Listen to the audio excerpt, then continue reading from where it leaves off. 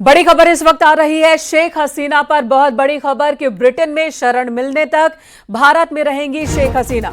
अभी तक ब्रिटेन ने शरण देने की पुष्टि नहीं की है और जब तक ये पुष्टि नहीं होती तब तक भारत में ही रहेंगी शेख हसीना।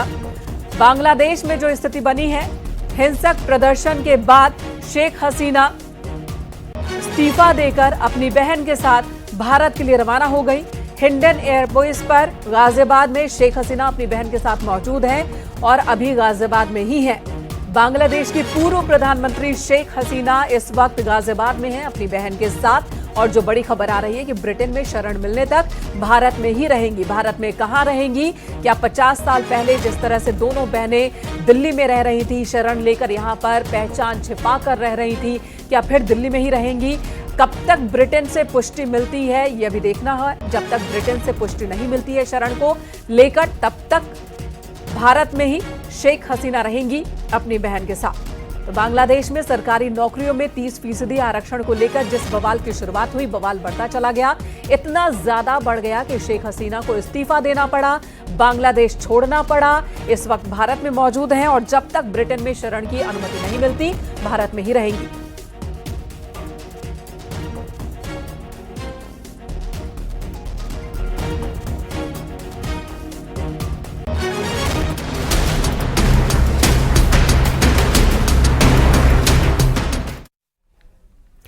केदार घाटी में जिंदगी बचाने की जंग चल रही है। सेना और एसडीआरएफ के जवान बड़े रेस्क्यू ऑपरेशन में जुटे हैं। चिनूक और MI-17 हेलीकॉप्टर का इस्तेमाल किया जा रहा है ताकि फंसे हुए लोगों को एयरलिफ्ट किया जाए।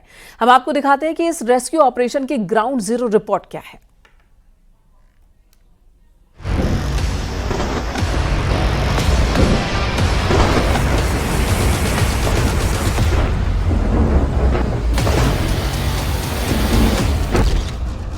केदार घाटी में सबसे बड़ा रेस्क्यू ऑपरेशन किया गया है। केदारनाथ में बादल फटने के बाद हालात बेहद खराब थे। जगह जगह रास्तों पर मलबा और चट्टानें आ गई थी। हजारों लोग रास्ते में फंसे हुए थे, जिसके बाद शुरू किया गया बड़ा रेस्क्यू ऑपरेशन।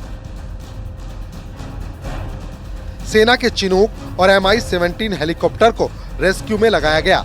केदारनाथ में रविवार को 1300 लोगों का रेस्क्यू किया गया। हेलीकॉप्टर से 670 और पैदल रास्तों से 660 लोगों को सुरक्षित निकाला गया। बीते 4 दिनों में केदार घाटी से अभी तक 10,000 से ज्यादा श्रद्धालुओं को सुरक्षित निकाला जा चुका है। उधर देहरादून कंट्रोल रूम से भी रेस्क्यू ऑपरेशन पर बारीकी से नजर रखी जा रही है।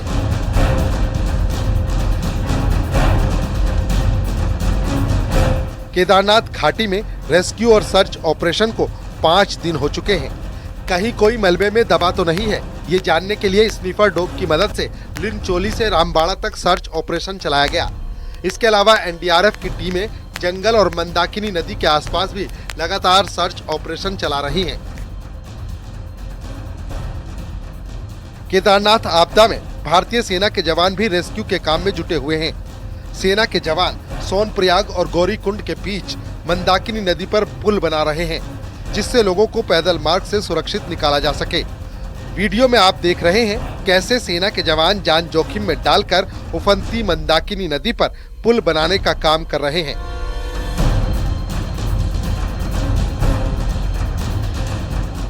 वहीं गौरीकुंड में भारी तबाही हुई है और अब प्रशासन के सामने कई चुनौतियां हैं, जिसमें सबसे बड़ी चुनौती पैदल रास्तों को ठीक करके यात्रा सुचारू करने की है। गौरीकुंड हम पहुंच चुके हैं। न्यूज 18 की टीम यहां पहुंच चुकी है। अब यहां पे आप देख सकते हैं मंदाकिनी नदी है, काफी वेग में है, क्योंकि यहां पे जो आपदा आई है बुधवार की रात को, उससे यहाँ पे काफी नुकसान देखने। सोनप्रयाग से गौरीकुंड का जो रास्ता है वो करीब 3 से 4 जगह टूट चुका है और सबसे ज्यादा जो दिक्कतें हैं रेस्क्यू की थी, लेकिन गौरीकुंड में जितने भी लोग फंसे थे इनको यहाँ से रेस्क्यू के करके सोनप्रयाग निकाला जा चुका है। लेकिन अब प्रशासन की सबसे बड़ी जो दिक्कत है वो इन रास्तों को ठीक करने के लिए है और जल्द से जल्द इन रास्तों को दुरुस्त करने के लिए है। लेकिन अब उम्मीदें ये भी जताई जा रही है कि जब तक वो रास्ते ठीक नहीं होते, यानी कि मोटर पुल, जो मोटर गाड़ी का जो ये रास्ता है ये ठीक नहीं होता है, तब तक उम्मीद ये जताई जा रही। तो ये जो पुराना जो रास्ता है, इस रास्ते से भी काफी लोगों को निकाला गया है और अब इसी रास्ते के जरिए यहाँ पे वो जो यात्रा शुरू में जो यात्रा चलेगी, तो इसी रास्ते से उम्मीदें मान के चल सकते हैं कि आप यात्रा से चल सकती है। फिलहाल जब तक यहाँ मोटर का जो ये गाड़ी का जो ये रास्ता है, गाड़ी का जो रोड है, ये पूर्ण रूप से नहीं बन जाता। ये गाड़ी का जो रास्ता है, इस बनने में कुछ समय लग सकता है, जिसके कारण अब प्रशासन कुछ दिनों बाद जब यात्रा शुरू करेगी तो फिलहाल ये वैकल्पिक रास्ता है जिससे अभी हम यहाँ से निकल रहे हैं। कैमरा सहयोगी संदीप के साथ मैं सत्येंद्र बर्तवाल, न्यूज़ 18 गौरीकुंड। केदार घाटी में आपदा से कई जगह पैदल रास्ते तबाह हुए हैं, जिन्हें ठीक करने का काम जारी है। सोनप्रयाग में प्रशासन की टीम कुछ रास्तों को ठीक कर चुकी है।